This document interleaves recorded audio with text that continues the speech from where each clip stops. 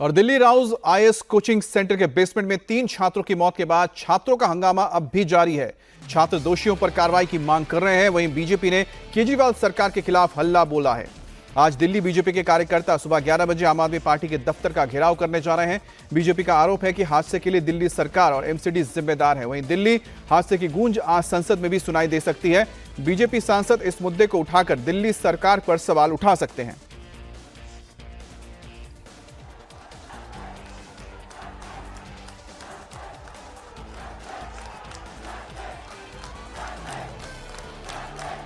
तो 24 घंटे से लगातार छात्रों का विरोध प्रदर्शन जारी है और छात्रों की मांग है कि उचित कार्रवाई की जाए इस पूरे मामले में और साथ ही साथ आश्वासन दिया जाए कि आने वाले वक्त में इस तरह की घटनाएं नहीं होंगी। दूसरी तरफ आज संसद में भी यह मुद्दा उठ सकता है और दिल्ली के बीजेपी सांसद इस मुद्दे को संसद में उठा सकते हैं। दूसरी तरफ आज बीजेपी के कार्यकर्ता आम आदमी पार्टी का घेराव भी करेंगे और ये सुबह की तस्वीर आप देख रहे हैं जहां आज भी सुबह सुबह तमाम स्टूडेंट्स यहां पर मौजूद हैं और उनका विरोध प्रदर्शन जारी है। और लगातार कल से 24 घंटे से जो छात्र हैं अपने साथियों की मौत के बाद इंसाफ की मांग कर रहे हैं और इस मुद्दे को उन्होंने अभी तक छोड़ा नहीं है। उनकी मांग है कि जब तक उन्हें सही जानकारी नहीं दी जाती है इस घटना के दोषियों के बारे में, तब तक उनका यह धरना प्रदर्शन जारी रहेगा।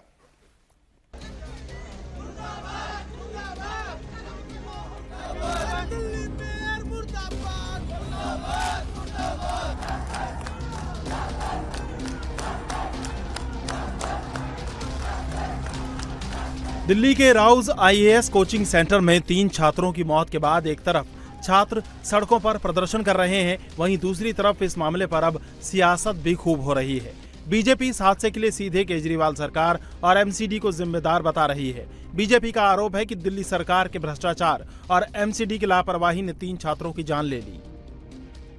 अरविंद केजरीवाल जी की आम आदमी पार्टी की निकम्मी सरकार और स्थानीय विधायक, आम आदमी पार्टी के विधायक आदरणीय दुर्गेश पाठक जी स्थानीय जनता की बात सुनकर समय रहते डीसिल्टिंग करवाते या नाले की सफाई करवाते तो ना तो जल भराव सड़क पर होता, ना वो बेसमेंट जलमग्न होता। कल इतनी गंभीर हालत थी कि अधिकारियों को डाइवर्स को भेजना पड़ा, गोताखोरों को भेजना पड़ा। 12 फुट के बेसमेंट में अंधेरा भी था, पानी भी गंदा था और कहते पूरा का पूरा फर्नीचर फ्लोट कर रहा था, इसलिए गोताखोरों को इतनी ज्यादा दिक्कत भी हुई। एक नहीं बल्कि 3 बच्चों ने अपनी जान गंवा दी। वहीं आज दिल्ली बीजेपी के कार्यकर्ता आम आदमी पार्टी के दफ्तर का घेराव करने जा रहे हैं। सुबह 11 बजे बड़ी संख्या में बीजेपी नेता और कार्यकर्ता प्रदर्शन करेंगे। बीजेपी की मांग है कि दोषी अफसरों और मंत्रियों के खिलाफ कार्रवाई की जाए।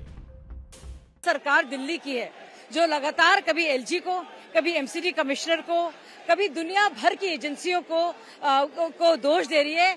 अब मुझे उनसे पूछना है कि वो श्रेया यादव के माता पिता को, तानिया सोनी के माता पिता को और नवीन डेल्विन के माँ बाप को क्या बोलेंगे? क्या बताएंगे कि दुर्गेश पाठक ने यहाँ पे जल भराव का जो काम था उसमें कुछ मदद नहीं की? क्या वो बताएंगे कि बार बार लोगों के इंसिस्ट करने के कि जो इतना जल भराव का है, भर रहा है पानी, उसको ठीक किया जाए? क्या वो बताएंगे कि फायर सेफ्टी डिपार्टमेंट से एनओसी कैसे मिला? क्या वो बताएंगे कि बेसमेंट में लाइब्रेरी कैसे चल रही थी? किस मुंह से जवाब देगी ये पार्टी और कौन इसकी जिम्मेदारी लेगा? बार बार आप इसको बताते हैं कि हमें चुना गया है, दिल्ली के लोगों ने चुना है, इनको इलेक्ट होकर आए हैं, इनकी जिम्मेदारी है, इनकी अकाउंटेबिलिटी है, फायर सेफ्टी इनके अंदर आता है, ड्रेनेज सिस्टम इनके अधीन आता है, इनके एमएलए हैं, इनकी एमसीडी है।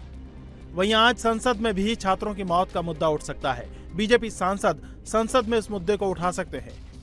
मामला जैसे जैसे तूल पकड़ रहा है वैसे वैसे इस मामले में आम आदमी पार्टी के नेताओं में 2 फाड़ नजर आ रहे हैं। राजेंद्र नगर से विधायक दुर्गेश पाठक हादसे का ठीकरा दिल्ली जल बोर्ड के अफसरों और एमसीडी के अफसरों पर फोड़ रहे हैं। वो मांग कर रहे हैं कि अफसरों पर सख्त एक्शन होना चाहिए। वहीं दिल्ली की मेयर शैली ओबराई का कहना है कि सभी अफसर 24 घंटे काम कर रहे हैं। डिस्कस करते हैं मिनिस्टर एंड सारे लोगों से, इनके खिलाफ से सख्त कार्रवाई होनी चाहिए क्योंकि पिछले मैं अभी 20-25 दिन पहले मैं मिल के आया हूँ जल बोर्ड के सीईओ से, एमसीडी के ऑफिसर से मिल के आया हूँ। आप मेरे उसमें फेसबुक पे चले जाइए, ट्विटर पे चले जाइए, मैंने सारी जगह फोटोग्राफ्स डाल के पब्लिक की हुई है। कंप्लीट जब तक ये नहीं होगा तब तक कोई भी, आप समझिए कई जगहों पे सीवर्स ब्लॉक हैं, कई जगहों पे सीवर टूटी हुई हैं, उनको चेंज करने की ज़रूरत है और कोई एक्शन नहीं ले रही है। वाटर लॉगिंग की समस्या है, पर एमसीडी हो, पीडब्ल्यूडी हो, दिल्ली जल बोर्ड हो, वो 24 घंटे आप देखेंगे ग्राउंड पर काम कर रहे हैं कि दिल्ली की जनता को समस्या का जो है हमें समाधान। देखिए, हमने इस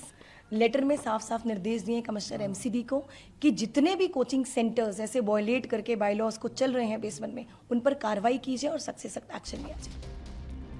राउज आईएएस कोचिंग सेंटर में हुए हादसे के बाद आम आदमी पार्टी के दूसरे नेता अब छात्रों के गुस्से से बचने के उपाय तलाश रहे हैं। आप विधायक सोमनाथ भारती दिल्ली कालूसराय इलाके में खुद कोचिंग सेंटरों में जाकर वहां पड़ताल कर रहे हैं कि कहीं किसी और कोचिंग सेंटर में बेसमेंट में क्लास तो नहीं लग रही है। राजेंद्र नगर घटना से पूरा देश सकते में है, पूरा देश सदमे में है। 3 यंग बच्चों का हमसे छीन लिया जाना अपने आप में बहुत बड़ी हृदय विदारक घटना है। जिनके बच्चे गए हैं उस परिवार में क्या मातम होगी सोच करके भी हम शहर उठते हैं। तो आज सुनिश्चित कर रहे हैं कि पूरी दिल्ली में हर विधायक जा करके अपने अपने क्षेत्र में जहां कोचिंग इंडस्ट्री चलता है सुनिश्चित करे कि बेसमेंट में कोई क्लास तो नहीं चल रहा, ऐसा घटना को दोबारा तो नहीं घट सकता। तो ये हम सुनिश्चित कर रहे हैं। मेरे क्षेत्र में कालूसराय बहुत पुराना कॉलोनी है जहाँ की कोचिंग इंडस्ट्री करीब शुरू हुआ था। तो यहाँ मैंने सब कोचिंग में जाके देख लिया, कहीं भी मुझे बेसमेंट में क्लासरूम नहीं। लेकिन सवाल वही है कि आखिरकार सरकार और उनका बनाया हुआ सिस्टम हादसे के बाद ही क्यों जागता है? क्या समय रहते इन पर एक्शन नहीं लिया जा सकता था? अगर ऐसा होता तो शायद आज ये तीनों छात्र जिंदा होते।